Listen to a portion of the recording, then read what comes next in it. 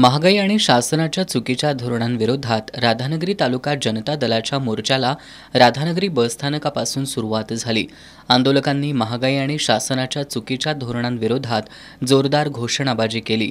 हा मोर्चा तहसील कार्यालयाच्या प्रांगणात येताच मोर्चाचं रूपांतर सभेत झालं।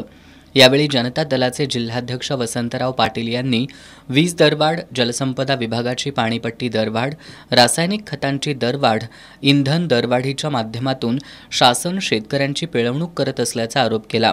यावेळी विठ्ठल खोराटे यांनीही मनोगत व्यक्त केलं। कर्जफेड केलेल्या शेतकऱ्यांना 50,000 प्रोत्साहन अनुदान त्वरित द्यावं, कंत्राटी नोकर भरती बंद करावी, कमी पटाच्या शाळा बंद करत समूह शाळांचा निर्णय मागे घ्यावा आदी मागण्यांचं निवेदन तहसीलदार अनिता देशमुख यांना देण्यात आलं।